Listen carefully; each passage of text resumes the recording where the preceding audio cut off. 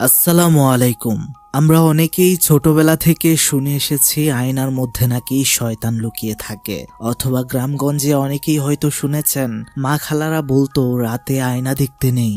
কেন দেখতে নেই তা জিজ্ঞেস করলে কখনো সঠিক উত্তর পাওয়া যায়নি। তবে আজকে যে ঘটনাটি আপনাদেরকে জানাতে যাচ্ছি, এটা জানার পর আজ থেকে আয়না দেখতেও আপনাদের ভয় লাগতে পারে। কথা বলছিলাম আমেরিকার একটি ঘটনার বিষয়ে, যেখানে একটি অভিশপ্ত আয়না, যেটা কিনে যে ঘরেই রাখা হোক না কেন সেই ঘরের পরিবার অদ্ভুতভাবে ভয়ঙ্করভাবে মারা যেতে থাকে। এই অভিশপ্ত আয়নার মধ্যে থাকা রহস্য উদ্ঘাটন যে করতে চায়, সেও কোনো না কোনো ভাবে রহস্যজনক মৃত্যুর স্বাদ পায়। ভিডিওর প্রতিটা মুহূর্ত আপনাকে রহস্য এবং ভয় পাইয়ে দিতে সক্ষম, তাই এই ঘটনাটি সম্পূর্ণ উপভোগ করতে থাকুন। সবাইকে হ্যাপি নিউ ইয়ার, একদম নতুন নতুন বছরের শুভেচ্ছা জানিয়ে শুরু করছি আজকের এই ভিডিও। তাহলে চলুন বন্ধুরা, চলে যাওয়া যাক ভয়ানক দুনিয়ায়, যেখানে আপনার ভয় করবে। তার আগে চ্যানেলটি সাবস্ক্রাইব করে ফেলুন। আপনারা যেন বুঝতে পারেন সেজন্য আগেই বলে নিচ্ছি, ঘটনাটি দুইটা টাইম লাইনের হবে, অর্থাৎ একটা হচ্ছে অতীত আর একটা হচ্ছে বর্তমান। কোনটা কোন টাইম লাইন সেটা আমি অতীত আর বর্তমান বলে বুঝিয়ে দেব। ঘটনার শুরুতে অতীতে আমরা দুজন ছেলে মেয়েকে দৌড়াতে দেখতে পারি। ছোট ছেলেটার নাম ছিল টিম আর সাথে ছিল তার বোন কাইলি। তাদেরকে কেউ একজন গুলি করার চেষ্টা করছিল। ঘটনা ফিরে আসে বর্তমানে। আমরা একটা অফিসে বর্তমানের টিমকে দেখতে পারি। সে দাঁড়িয়ে রয়েছে। সেটা ছিল একটা কিশোর সংশোধনাগার, যেখানে তাকে 11 বছর আটকে রাখা হয়েছিল, কারণ 11 বছর আগে তাকে তার বাবার হত্যাকারী হিসেবে গ্রেফতার করা হয়েছিল। আর আজকে তার রিলিজ ডেট, তাকে ছেড়ে দেওয়া হবে। এদিকে আমরা টিমের বোন কাইলিকে দেখতে পারি। সেও অনেকটা বড় হয়ে গিয়েছে, বর্তমান বয়স 23 বছর। তার সাথে একটা ছেলে ছিল, তার নাম ছিল মাইকেল। সে হচ্ছে কাইলির প্রেমিক। তারা ছিল একটা নিলামের জায়গায়, যেখানে একটা প্রাচীন আয়না নিলামে উঠছিল।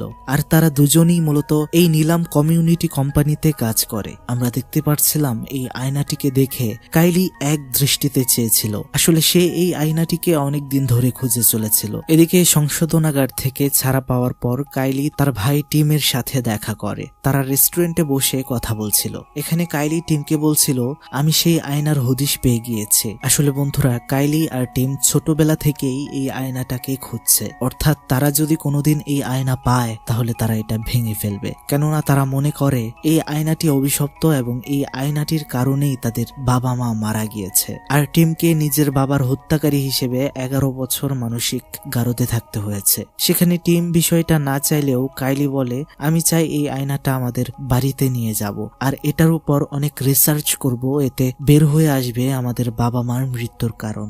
বন্ধুরা, এরপর আমরা দেখতে পারি 11 বছর আগে কাইলি আর টিমের বাবা অ্যালেন আর তার মা ম্যারিকে, তারা নতুন বাসাতে শিফট হওয়ার কারণে কিছু নতুন জিনিসপত্র বাড়িতে কিনে আনে, যার মধ্যে এই আয়নাটিও ছিল। সেই আয়নাটি রাখা হয় তাদের বাবা অ্যালেনের অফিস রুমে। কিন্তু তাদের এই সুখের সংসারে ভয়ঙ্কর ছায়া নিয়ে হাজির হয় এই আয়না। মানে আয়নার সামনে যেতেই ভয়ঙ্কর সব কাণ্ড ঘটত। একদিন তো ম্যারি আয়নার সামনে নিজের পেটের কাটা দাগটা অস্বাভাবিকভাবে বড় লক্ষ্য করতে পারে, যেটা মূলত একটু ছোটই ছিল। অ্যালেন একদিন হঠাৎ তার সামনে ভয়ঙ্কর অভয়ব দেখতে পারে। ঘটনা চলে আসে বর্তমানে। আমরা দেখতে পারি এই আয়নাটিকে নিয়ে কাইলি ভয়ঙ্কর একটা স্বপ্ন দেখতে পায়। যাই হোক, সকালে উঠে আমরা দেখতে পারি সেই কোম্পানি থেকে তারা এই আয়নাটি তাদের বাড়িতে আনার ব্যবস্থা করে। ঘটনা চলে যায় আবারও অতীতে। আমরা দেখতে পাচ্ছিলাম তারা যে নতুন বাড়িটাতে উঠেছিল, সেই বাড়ির গাছপালাগুলো হঠাৎ কেমন যেন মারা যাচ্ছিল। টিম আর কাইলি যখন খেলা করছিল মাঠে,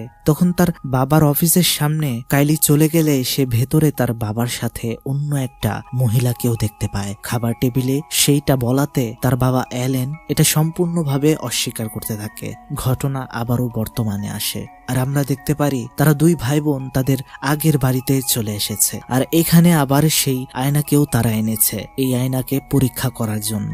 সবকিছুর ব্যবস্থা আগে থেকেই কাইলি করে রেখেছে। পুরো রুমটাতে সে সিসি ক্যামেরা, থার্মাল সেন্সর, ঘরে নতুন গাছ নিয়ে আসা, তার সাথে একটা শক্তিশালী ধারালো যন্ত্রের ব্যবস্থা করা হয়, যেটা বাড়ির ছাদের সাথে লাগানো রয়েছে এবং সেটা সুইচের মাধ্যমে 30 মিনিট পর পর রিসেট করে দিতে হবে। রিসেট না করলে সেটা সামনের ওয়ালে জোরে এসে আঘাত করবে, আর যেখানে জোরে এসে আঘাত করবে সেখানে কাইলি সেই অভিশপ্ত আয়নাটাকে রাখার চিন্তা করেছে। কারণ তারা এক্সপেরিমেন্ট করার সময় যদি ভুলেও তাদের সাথে খারাপ কিছু ঘটে, তখন যেন এই যন্ত্রটা সেই ভয়ঙ্কর আয়নাটাকে ধ্বংস করে দেয়। আমরা দেখতে পাচ্ছিলাম কাইলি তার প্রেমিককে কল দেয় আর তাকে বলে যে আমাকে 30 মিনিট অন্তর অন্তর তুমি কল দেবে, যেন আমি অন্যমনস্ক না হই, আর যদি আমি কল রিসিভ না করি তাহলে পুলিশ সহ আমার বাড়িতে চলে আসবে। আমরা দেখতে পাচ্ছিলাম পুরো বাড়িতে কাইলি অ্যালার্ম সেট করে রেখেছে, যেন তারা বুঝতে পারে সময় কত হলো। এখন বন্ধুরা আপনারা বলতেই পারেন এত কিছুর কি দরকার রয়েছে।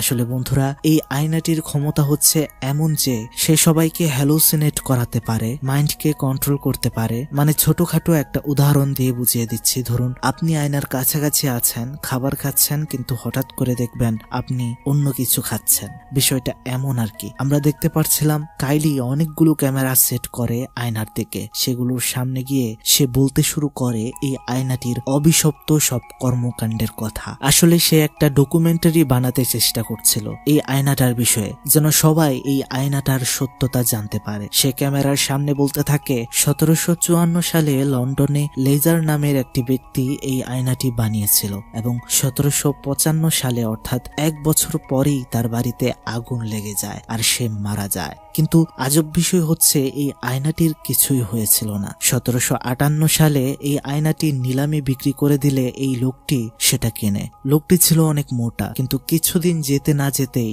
লোকটার স্বাস্থ্য অস্বাভাবিকভাবে কমতে শুরু করে। শেষমেশ এই লোকটিও মারা যায় ভয়ানকভাবে। এরপর দেখা যায় 1904 সালে ম্যারি কর্নার নামের একটা মহিলার বাড়িতে এই আয়নাটি পাওয়া যায়, কিন্তু কিছুদিন পর এই মহিলাটির লাশ পাওয়া যায় তার বাথরুমে, যেখানে সে কয়েকদিন যাবত না খেয়ে পানির মধ্যেই শুয়ে থেকে ডিহাইড্রেশনে মারা গিয়েছে। 1943 সালে অ্যালিস নামের এক মহিলা তার 3 বাচ্চাদেরকে পানিতে চুবিয়ে মেরে ফেলে। তার বাসাতে পাওয়া গিয়েছিল এই আয়নাটি। তাকে জিজ্ঞেস করলে পুলিশরা, তুমি তোমার সন্তানদেরকে কেন মেরেছ?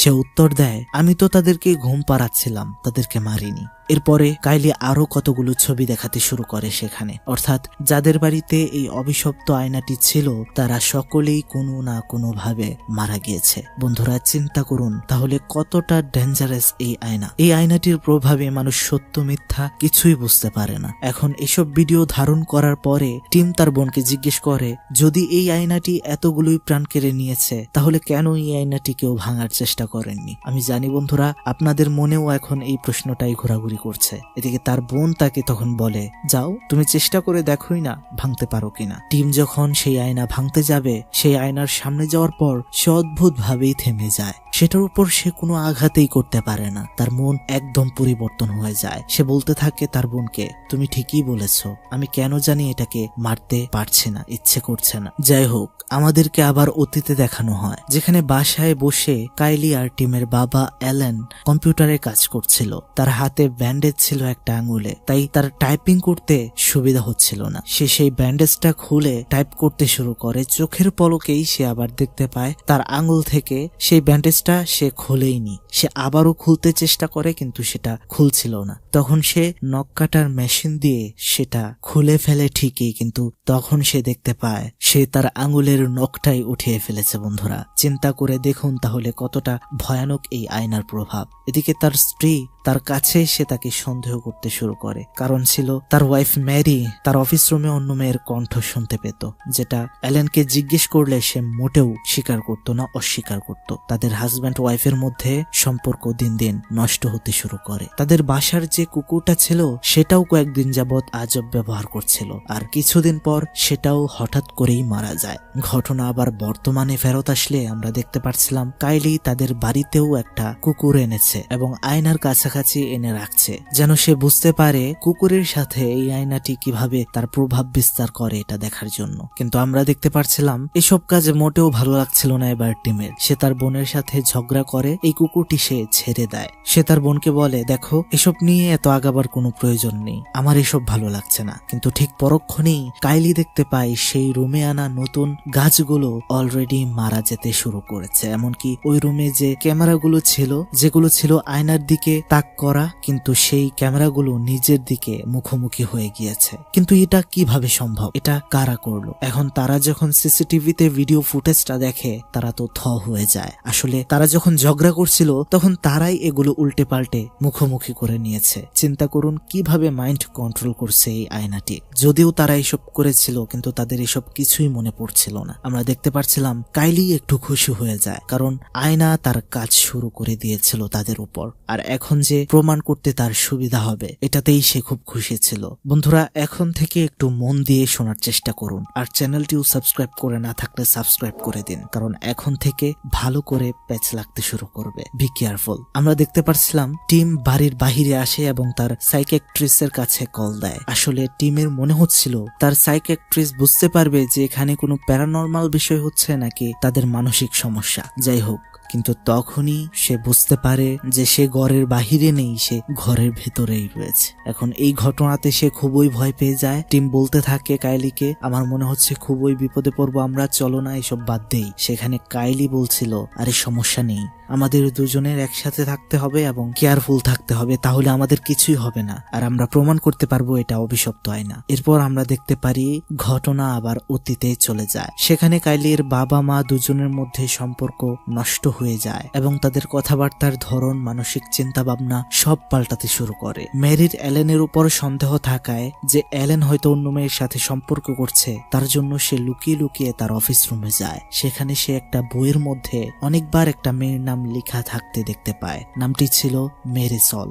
বন্ধুরা, এটা হচ্ছে একটা মহিলা যেও কিনা মারা গিয়েছিল অস্বাভাবিক গর্ভপাতের কারণে, অর্থাৎ তার গর্ভ নষ্ট হয়ে সে মারা গিয়েছিল আর কি। তার ঘরেও ছিল এই আয়নাটি। হঠাৎ করে মেরির জ্ঞান ফিরে আসলে সে বুঝতে পারে তাদের বাড়িতে এই আয়নাটা যবে থেকে এসেছে তবে থেকে তাদের জীবন পাল্টাতে শুরু করেছে। তাই সে আয়নাটা ভাঙতে চায়, কিন্তু তখনই সেই আয়নার ভেতর থেকে হুবহু তার মতো চেহারার একটা ভয়ঙ্কর অবয়ব চলে আসে আর তাকে পোজেস করে ফেলে। তখনই একটা চিৎকার পেয়ে টিম আর কাইলি সেখানে যাওয়ার পর তাদের দুজনের উপরেই অ্যাটাক করে দেয় তাদের মা মেরি। তারা দৌড়ে কোনো রকমে সেখান থেকে একটা ঘরে নিজেদেরকে আটকে ফেলে। তখনই সেখানে অ্যালেন এসে পড়ে আর কোন রকম ভাবে অস্থির মেরিকে সামলায়, আর তাকে নিয়ে একটা ঘরের মধ্যে শিকল দিয়ে আটকে রাখা হয়। এভাবে কিছুদিন যাওয়ার পর আমরা দেখতে পাচ্ছিলাম অ্যালেন সেই আয়নার সামনেই সবসময় সময় কাটাতো। ঘরে খাবার শেষ, কিন্তু এসবের প্রতি তার কোনো খোঁজ খবর ছিল না। এদিকে কাইলি আর টিম তার বাবাকে বলছিল